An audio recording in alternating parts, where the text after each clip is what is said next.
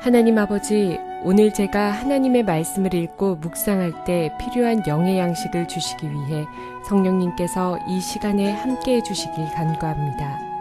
예수님 이름으로 기도합니다. 아멘. 오늘 우리에게 주시는 하나님의 말씀입니다. 여호와께서 모세에게 이르시되 너는 산에 올라 내게로 와서 거기 있으라. 내가 그들을 가르치도록 내가 율법과 계명을 친히 기록한 돌판을 내게 주리라. 모세가 그의 부하 여호수아와 함께 일어나 모세가 하나님의 산으로 올라가며 장로들에게 이르되 너희는 여기서 우리가 너희에게로 돌아오기까지 기다리라. 아론과 훌이 너희와 함께 하리니 무릇 일이 있는 자는 그들에게로 나아갈지니라 하고 모세가 산에 오르매 구름이 산을 가리며 여호와의 영광이 시내산 위에 머무르고 구름이 엿새 동안 산을 가리더니 일곱째 날에 여호와께서 구름 가운데서 모세를 부르시니라. 산 위에 여호와의 영광이 이스라엘 자손의 눈에 맹렬한 불같이 보였고 모세는 구름 속으로 들어가서 산 위에 올랐으며 모세가 40일 40야를 산에 있으니라. 사랑하는 성도 여러분, 평안하셨습니까? 오늘도 주님께서 주시는 말씀과 함께 복된 하루를 열어가시기 바랍니다.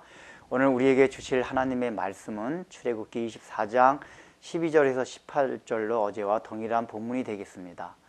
지금 모세가 이제 하나님으로부터 따로 불림을 당하여 가지고 산에 올라갔습니다. 그래서 아직까지 하나님이 직접 나타나시진 않고 6일 동안 그 산 위로 하나님께서 구름이 잠기게 하십니다. 구름이 얼마나 잠잠한지 빽빽하게 잠겼다고 성경이 표현합니다. 그만큼 모세는 지금 완전한 구름 가운데 있는 것입니다. 그런데 중요한 것은 지금 그 구름 가운데도 하나님의 영광이 나타나고 있다고 말하고 있습니다. 하나님이 직접 현현하신 건 아니지만은 모세가 그 구름 가운데서도 하나님의 임재를 체험하고 있다는 얘기는 이 답답한 가운데 속에서도 모세는 이제 그런 가운데서도 인내하며 하나님의 영광을 체험할 수 있는 그러한 마음의 상태와 인격이 되었다는 것을 성경이 말하고 있는 것입니다. 지금 산에 구름이 가렸다는 것은 어떻게 보면 답답한 상태를 말하는 것입니다. 지금 뭔가 하나님을 뵈러 갔으면 하나님의 현현하는 모습이 나타나야만 됩니다. 어떤 모습을 통해서든지 나타나야지만이 모세가 그걸 보고 시원해하고 그걸 통해 가지고 확신을 가질 텐데 분명히 하나님을 뵈러 올라오라고 해서 올라오긴 했는데 보이는 거는 구름뿐이 없습니다. 여러분, 실제적으로 우리가 구름 속에 갇히면 어떤 게 보입니까? 구름이 보이는 게 아니라 그저 안개같이 뿌옇게만 뿌연 것만 보이게 됩니다. 지금 모세가 6일 동안 이런 상태에 있는 것입니다. 그럼에도 불구하고 모세는 그 가운데서도 하나님의 임재를 느끼고 있습니다. 이것은 모세가 하나님의 영광을 볼 수 있는 인격적인 그러한 이제 숙성이 어느 정도 됐다는 것을 말하고 있습니다.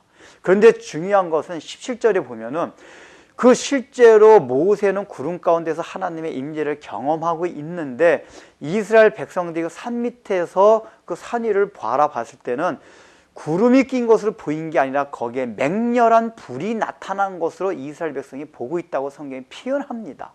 지금 모세는 구름 가운데서 하나님의 임재를 경험하고 있는데 오히려 이스라엘 백성들은 산 위에서 일어나는 역사가 어떻게 보이냐면 맹렬한 불이 모세를 태워 죽이는 것 같은 그런 느낌으로 받았다는 것입니다. 여기서 맹렬한 불을 맹렬하다고 이렇게 형용사를 붙인 이유는 그 불이 위험이 있고 그런 차원보다는 그 불의 위세가 기세가 너무 세가지고 지금 자기네 지도자가 모세가 올라갔는데 뭔가 모세가 혹시 저 불에 타 죽이진 않을까? 아마 이스라엘 백성들은 하나님의 영광이 너무 강했든지 어떤 이유, 여러 가지 이유를 생각했을 것입니다. 하여간 어떤 이유로든지 간에 지금 모세가 굉장히 위험에 빠지지 않았나 이런 생각을 충분히 했을 것입니다. 이것이 나중에 출애굽기 이제 32장 33절에 33장에 보면 그런 내용이 나옵니다. 이스라엘 백성들이 모세가 40일 동안 산 위에 가서 내려오지 않자 금송아지를 만듭니다. 그런데 금송아지를 만드는 아주 결정적인 이유가 있습니다. 이스라엘 백성들은 어떻게 생각했냐면 모세가 40일 동안 하나님과 함께 동행하면서 하나님의 영광과 임재 가운데 있었다는 것을 확신하고 있었으면 40일을 기다릴 수가 있었습니다. 그런데 처음부터 이스라엘 백성들 무엇을 보았냐? 맹렬한 불로 보았습니다. 그래서 자기가 모세에게 무슨 잘못이 있었을지도 모르겠다. 그래가지고 하나님을 뵈러 올라갔는데 그는 거기서 불에 타 죽었을지도 모르겠다.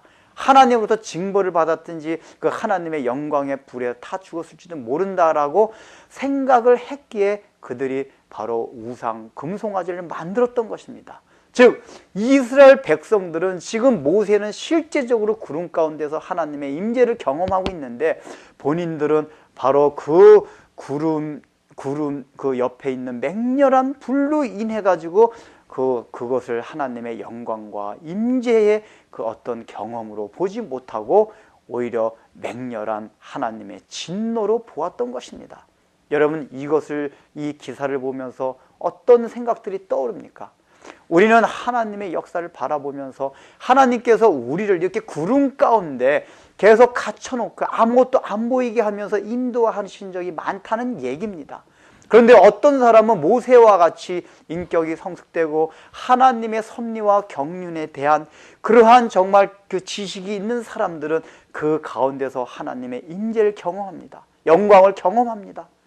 그런데 어떤 사람들은 그 구름 가운데서 무엇을 보냐면 맹렬한 불을 봅니다. 야, 지금 하나님이 임재한 게 아니라 하나님이 저 사람을 나를 죽이려고 하고 있구나. 나를 위험한 것을 뭐라고 하고 있구나. 내 환경이 왜 이러는가? 왜 이렇게 아무것도 안 보이는 답답한 상황이 있는가? 그런데 그는 그 가운데서 하나님의 임재와 경험을 전혀 보지 못하고 오히려 거기서 하나님의 진노와 하나님의 맹렬한 불로 타들어오는 그 기세를 봅니다. 직접적으로 하나님이 주신지 아닌지 모르지만은 하여튼 자기의 주어진 모든 환경들로 인해서 자기가 타들어가는 것 같고 자기가 손해보는 것 같은 그러한 느낌을 받는다는 얘기입니다. 여러분들은 어떤 위치에 있습니까? 모세와 같이 구름으로 쌓인 그런 답답한 환경이 있다 하더라도 그 가운데서 과연 하나님의 임재와 영광을 경험하고 있습니까? 아니면 지금 산 밑에 있는 이스라엘 백성들과 같이 그 산 위에 있는 구름 가운데 있는 것을 보면서도 맹렬한 불로 보면서 혹시라도 모세가 어떤 저 불 때문에 죽지 않았을까 하는 두려움과 걱정으로 그 환경을 지나가고 있습니까? 그것은 우리가 하나님 앞에 대하는 우리의 인격과 하나님을 알아가는 지식이 얼마만큼 있느냐에 따라서 그 받아들이는 것이 다르다는 것을 생각하고 하나님의 경륜을 우리가 정말 하나님을 알아가는 산 지식이 우리 가운데 살아있어야 할 것입니다. 기도하겠습니다. 하나님 아버지, 우리는 살아가면서 하나님의 인도하는 방식으로 인하여 우리 삶의 주위에 얼마나 많은 구름이 끼고 그런 갇힌 상태에서 우리가 하나님을 제대로 바라볼 때가 보지 못할 때가 너무나 많이 있습니다. 그러나 모세와 같이 굉장히 인격이 성숙되고 하나님을 경험한 산 지식이 있는 사람들은 그 가운데서도 하나님의 영광과 임재를 참으로 보며 경험하지만은 우리 산 밑에 있는 낮은 위치에 있는 우리들은 그런 환경을 오히려 맹렬한 불로 보고 참으로 나를 태워 죽이는 그런 환경으로 보면서 근심과 걱정으로 치솟은 때가 얼마나 많이 있습니까?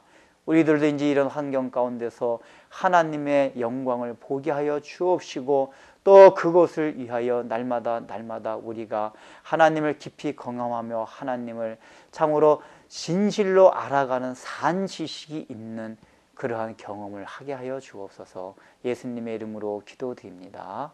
아멘.